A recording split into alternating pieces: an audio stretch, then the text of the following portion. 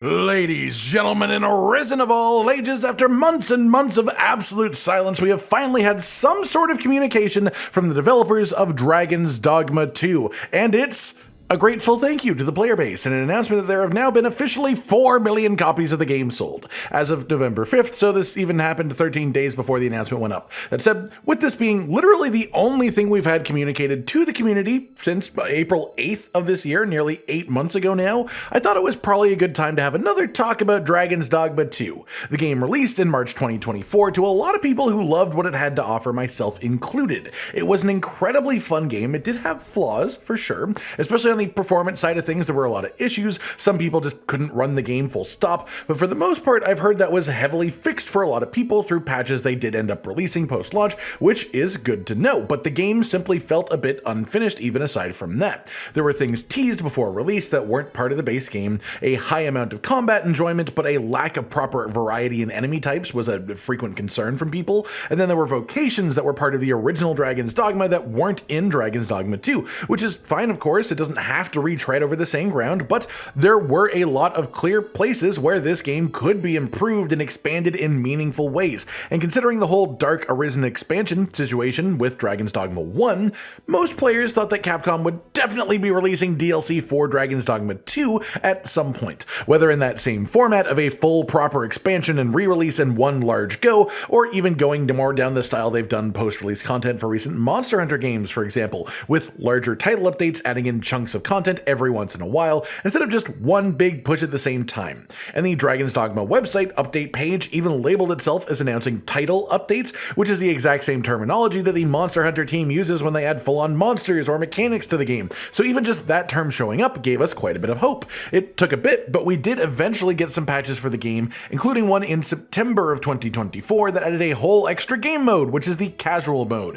which, to be clear, didn't affect combat in any way. It just sort of eased up some of the RPG mechanics of the game, less fees for staying in an inn, less cost for fairy stones, easier weight, stamina, and loss gauge management, and no longer being concerned about Dragon's Plague, and that's pretty much it really. They did also do a fair bit of balancing in this update to increase the strength of underperforming vocations, and if this was the first of many updates of this size and style, I think I'd be singing its praises, but as it stands, this is the biggest update Dragons Dogma 2 ever got, the only one even close to its size as well. So let's talk about what's going on, what's happened over the last year or so since we most recently talked about the game, what's happening with the developers or former developers, with the game itself, the series as a whole, and our expectations moving forwards. First and foremost then, a really important thing to note anytime that we talk about Dragons Dogma 2 is that the full-on game director left Capcom in August of 2024. It's entirely possible that there was a slate of DLC planned for the game that simply could not be made without him, or at least that they weren't willing to make without him. Hideaki Itsuno, actually quite recently, just a couple of months back, came out and talked a bit more about his decision to leave for the first time since leaving over a year ago. He said that he felt that he was trapped in a cycle where he'd be making sequels to either Dragon's Dogma or Devil May Cry for the rest of his life if he stayed with Capcom. He said that those were Capcom's priority, and with each game taking 4 or 5 years to make, he didn't want to devote the entire rest of his life to something that already exists, essentially. He was instead offered the opportunity to head up a brand new team, entirely fresh, making a brand new AAA game project, and he felt that he had to accept it, that it was his last chance to truly make something special and new. This created Lightspeed Studios, owned by Tencent, and what we currently know is that there are potential plans to expand it to being a multi-studio operation, adding more locations in different places so they can have a larger team working on their games, and we know that the game in question that they are working on right now is likely to be a similar sort of style to the games that Hideaki Itsuno has worked on in the past.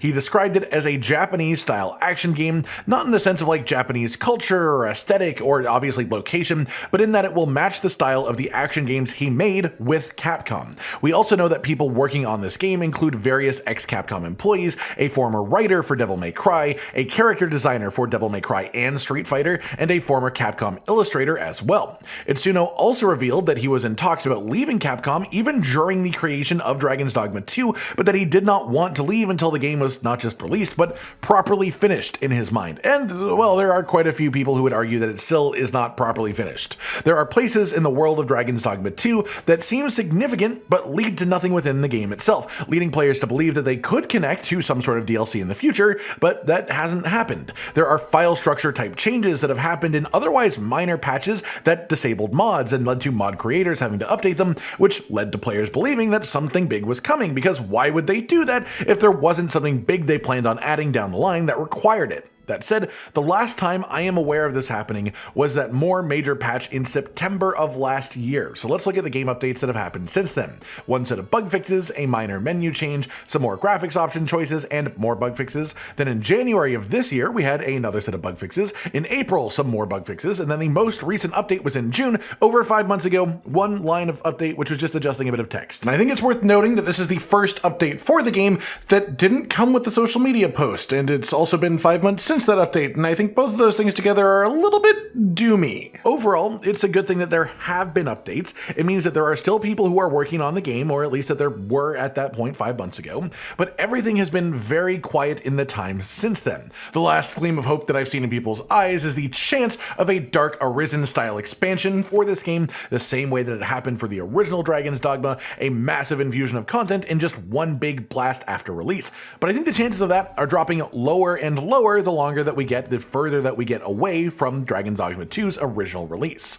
For a bit of a direct comparison of why I think that, the original Dragons Dogma was released in May of 2012, the Dark Arisen expansion was released in April of 2013, so right around 11 months after the initial release was the massive expansion. Now, these days in 2025, game development does generally just take longer because games are bigger and more complex, and Dragons Dogma 2 is an undeniably much larger and more complex game than the first Dragons Dogma before its expansion at least, so logically it would take more time, effort, and manpower to make a similar sized expansion for the second game. So maybe if so, it would take a bit longer than the 11 months that the expansion for the first game took, but to put it simply, the game released in March of 2024, it is now November of 2025. That has been 20 months since release, which is a crazy thing to say, almost double the length of time between Dragons Dogma 1 and its expansion, and not only do we not have an expansion yet, but there has been no word of any kind about the possible existence of an expansion in the future. There has been nothing saying it will happen, but I guess also nothing saying that it won't,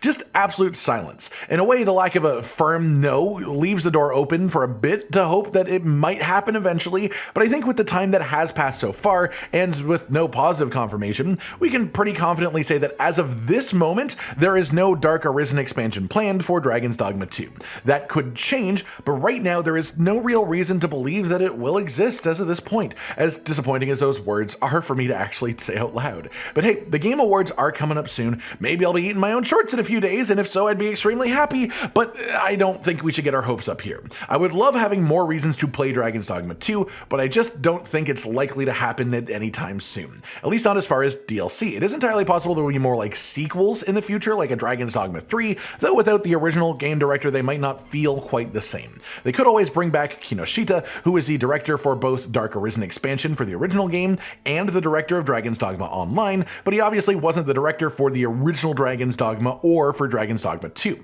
All that said, there is a bit of a ray of shining light out there as well for fans of Dragons Dogma who just want more game to play, which is the aforementioned Dragons Dogma Online. This was the MMO set in the Dragons Dogma world with the Dragons Dogma type gameplay that released back in 2015, but this game only ever properly released in the East. It never released in the West, and there was never an official English version or anything like that, which means for the majority of people that would be watching this video, you probably weren't ever able to play it, especially as the official game servers closed down in 2019. Well, a few months ago, the fan revival project for Dragons Dogma Online seems to have come to fruition properly, and there are now multiple servers open, run by fans, for fans to experience Dragons Dogma Online, either in its original unaltered format, or there's also a server that reduces a lot of the MMO grind type mechanics to make it feel like more of a standard single player Dragons Dogma experience as far as progression, and it is also translated to English as well. Either way, that means that Dragons Dogma Online is once again playable by the player base, and so if you just want to experience something new in the world and gameplay style that you already love, this might well be the answer for you, at least for now.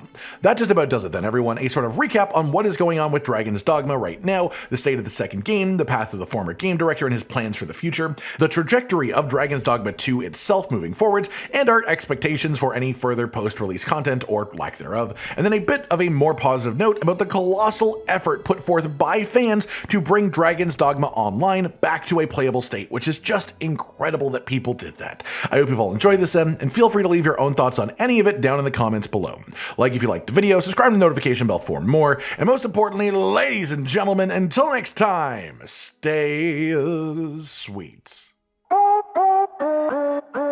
Josh, Cotton, and Hollow with the videos, dropping the humor like a hammer on your tippy toes, bringing entertainment on a daily arrangement to take our insanity and turn it into entertainment. Yes, I said entertainment twice,